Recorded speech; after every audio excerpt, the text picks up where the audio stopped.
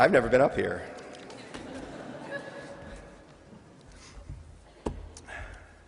Thank you, President Tillman. Trustees and friends, parents of the class of 2012, wherever they've put you, members of the class of 2012, why don't you give yourselves a round of applause?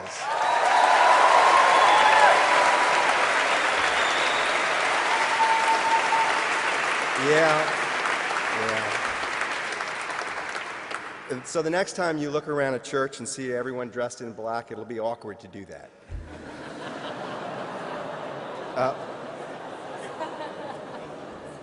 But enjoy the moment. Enjoy the moment. So 30 years ago, I sat where you sat. I must have listened to some older person share his life experiences. I don't remember a word of it. I couldn't even tell you who spoke, and you won't be able to either. What I do remember vividly is graduation, and I'm told you're meant to be excited, maybe even a little relieved that you're getting out of here, and maybe all of you are. I was not. I was totally outraged. Here I'd gone and given them 4 of the best years of my life, and this is how they rewarded me, by throwing me out. At that moment, I was sure really of only one thing. I was of no possible economic value to the outside world. I had majored in art history, for a start. Even then, majoring in art history was regarded as an act of insanity. I was almost certainly less well prepared than you are for the marketplace. Yet somehow, I've wound up rich and famous.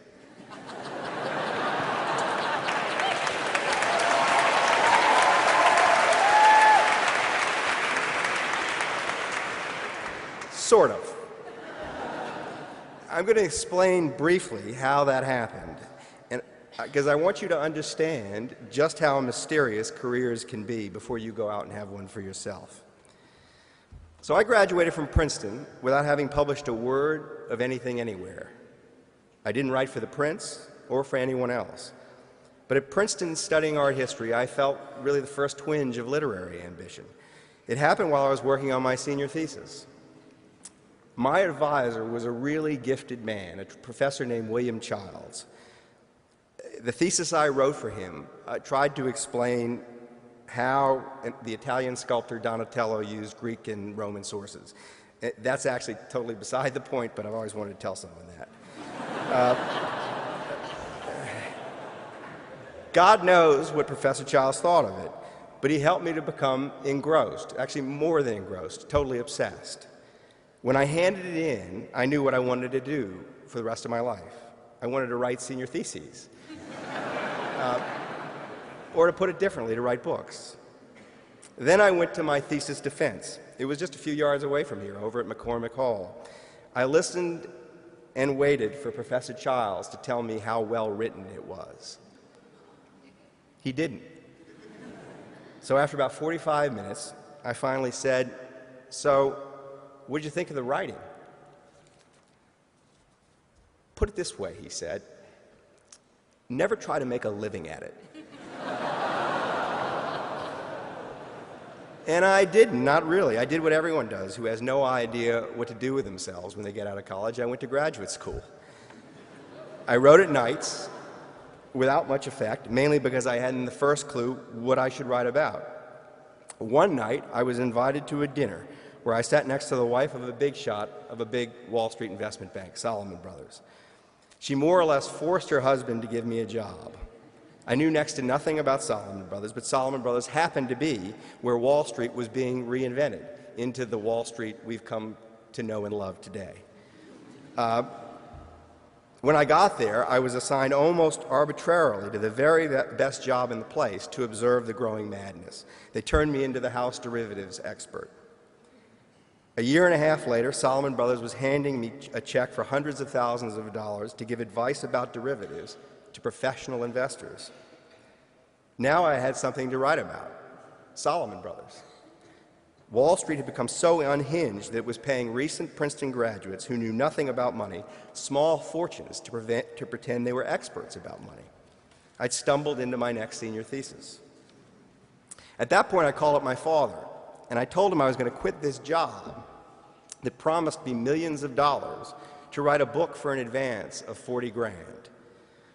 There was this long pause on the other end of the line. "You might just want to think about that one," he said. "Why?" I asked. "You could stay at Salomon Brothers for 10 years, you could make your fortune, and then you could write your books," he said. But I didn't need to think about it. I knew what intellectual passion felt like because I'd felt it here at Princeton, and I wanted to feel it again. I was 26 years old. Had I waited until I was 36, I would never have done it.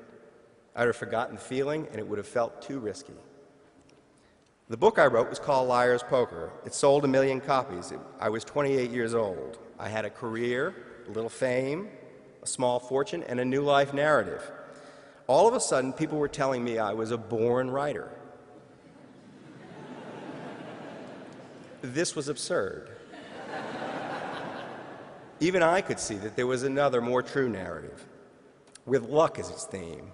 What were the odds of being seated at that dinner next to the Salomon Brothers lady, of landing inside the best Wall Street firm to write the story of the age, of landing in the seat with the best view of the business, of having parents who didn't disinherit me, but instead sighed and said, "Do it if you must," of having had that sense of must kindled inside of me by a professor of art history at Princeton, of having been let into Princeton in the first place. So this isn't just false humility, it's false humility with a point. My case illustrates how success is always rationalized. People really don't like to hear success explained away as luck, especially successful people. As they age and succeed, people feel their success was somehow inevitable. They don't want to acknowledge the role played by accident in their lives. There's a reason for this. The world doesn't want to acknowledge it either. I actually wrote a book about this called Moneyball. It was ostensibly about baseball, but it was in fact about something else. There are poor teams and rich teams in professional baseball, and they spend radically different sums of money on their players. When I wrote my book, the richest team, the New York Yankees, was then spending about $120 million on its 25 players. The poorest team was the Oakland A's, and they were spending about $30 million. And yet the Oakland team was winning more games, or as many games as the New York Yankees, and more games than every other team, all of whom were richer than they were. This isn't supposed to happen. In theory, the rich teams should buy the best players and win all the time. But the Oakland team had figured something out that no one else had figured out. The rich teams didn't really understand who the best baseball players were. The players were misvalued. And the biggest single reason they were misvalued was that the experts did not pay sufficient attention to the role of luck in baseball success. Players got given credit for things they did that depended on the performance of others. Pitchers got paid for winning games. Hitters got paid for knocking in runners on base. Players got blamed and credited for events totally beyond their control, where balls that got hit happened to land in the field, for example. So forget baseball, forget this is even sports. Here you have these corporate employees being paid millions of dollars a year. They're doing exactly the same job that people in their business have done for more than a century, in front of millions of people, each of whom think they're an expert on what a good baseball player is.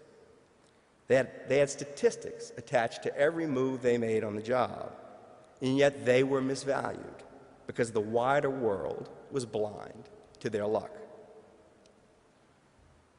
So I think you have to ask, if a professional athlete paid millions of dollars a year can be misvalued, who can't be? If the supposedly pure meritocracy of professional sports can't distinguish between lucky and good, who can? The Moneyball story has practical implications. If you use better data, you can find better values, and there are always market inefficiencies to exploit and so on. But to me, it has a broader and less practical message. Don't be deceived by life's outcomes. Life's outcomes, while not entirely random, have a huge amount of luck baked into them.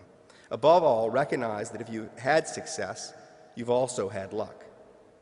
And with luck comes obligation.